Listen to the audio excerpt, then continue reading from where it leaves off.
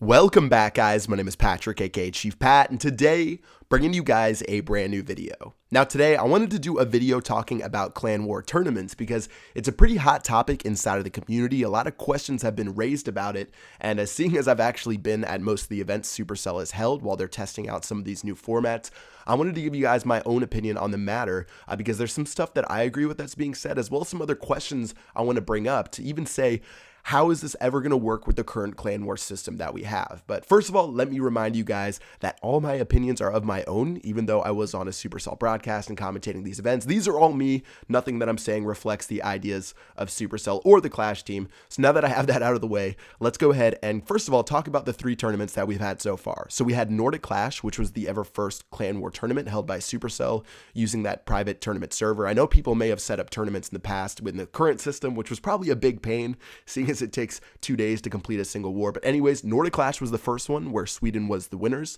And then we had Korean Clash Invitational, where Korea, China, and Sweden faced off, with China winning. And then of course ClashCon, where we had China ended up beating 7 other clans to win the event. Glory China #1, that is. So those were the events so far.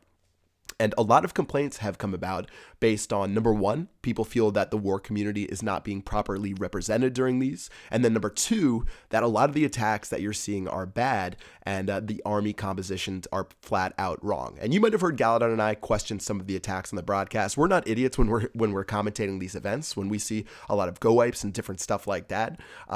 Obviously, those aren't what you're looking for when you're trying to make 3-star strategies, especially against the Town Hall 9s. A lot of those were head scratchers for me, but I'll talk a little bit more about those later. And first of all, let me bring up the question, how do you actually pick clans for this event? Because obviously, trophy pushing isn't the way to do it.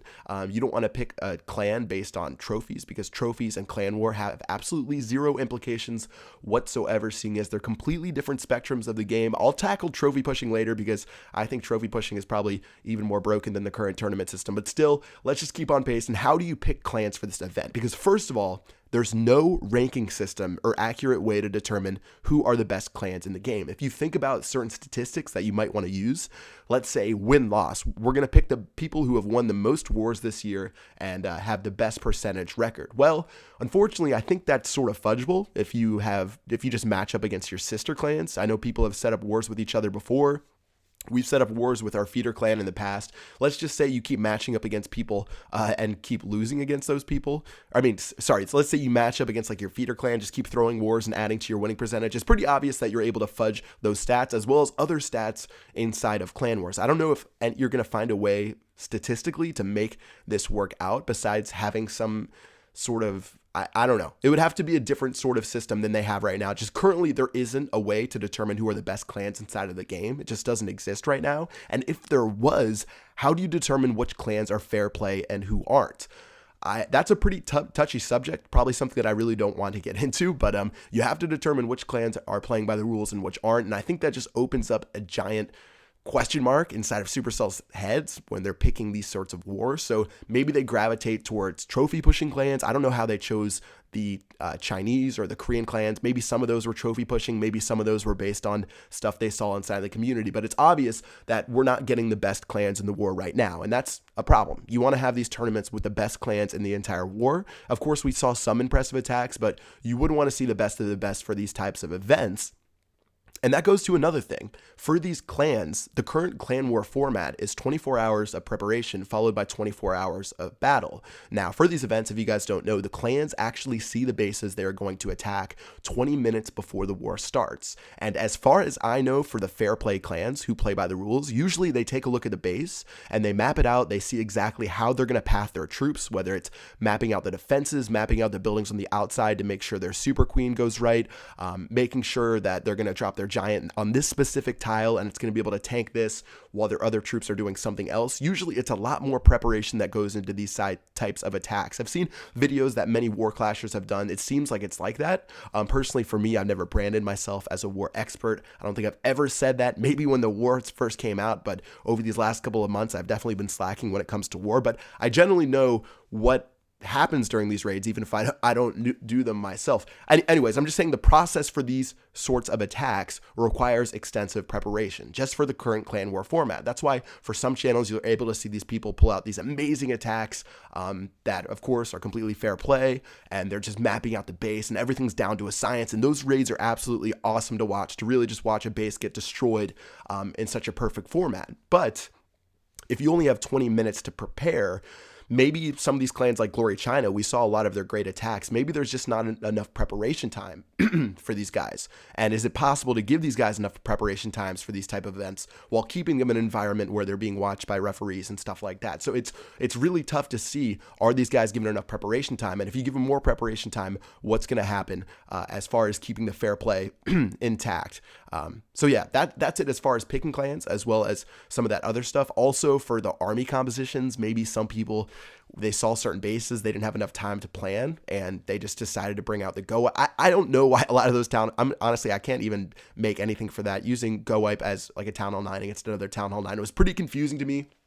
Even someone like me, if I have to clean up a Town Hall 9 base as a Town Hall 10, generally using probably Go Laloon just because it's so easy as a Town Hall 10 against a Town Hall 9. Maybe Go Hog if I really just want to have fun. But usually I'm just cleaning up with a different type of attack. So I'm not sure why we saw what we have right there. So yeah, it's tough right now, I think, to pick the right clans inside of the game because there's no accurate way to pick the clans. I don't know how those would actually work out while making sure that those clans are fair play.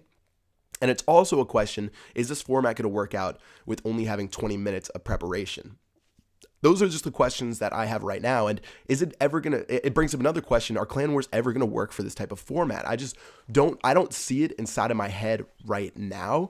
I actually see maybe some sort of new game mode comes to the game in 2016. Again, this is just my opinion and something I would like to see. Maybe something that's a little bit smaller and a little more digestible and made to be streamed for these type of events. Because having these special tournament servers, which Supercell does for these type of events, they have to literally fudge the numbers and make these wars last only an hour and make the preparation phase last 20 minutes, which generally clans can't practice going into these type of events. It just brings up a lot of questions as to is this ever going to work out, or if they can just go ahead and do something else, like bringing in a new arena type mode, maybe some sort of 4v4, 5v5 type clan war thing that people can do. I just don't know right now. I don't see a perfect solution. And yeah, those are sort of just my thoughts on the event. That's pretty much it for what I have to say on this video. I'm going to rewatch it to make sure I didn't say anything stupid, but that's sort of my thoughts on why some of the attacks that we saw were lackluster, why it's some of the clans that we saw maybe weren't the clans that we would like to see for the clans competing in ClashCon, which is supposed to be the biggest event in the world for Clash of Clans.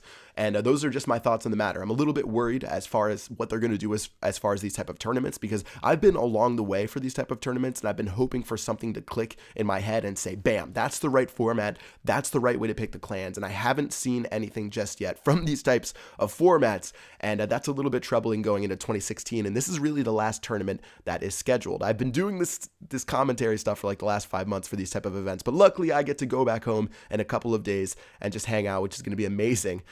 But yeah, if you guys have any comments on this video, let me know with the comment in the comment section below. But that's going to do it for me.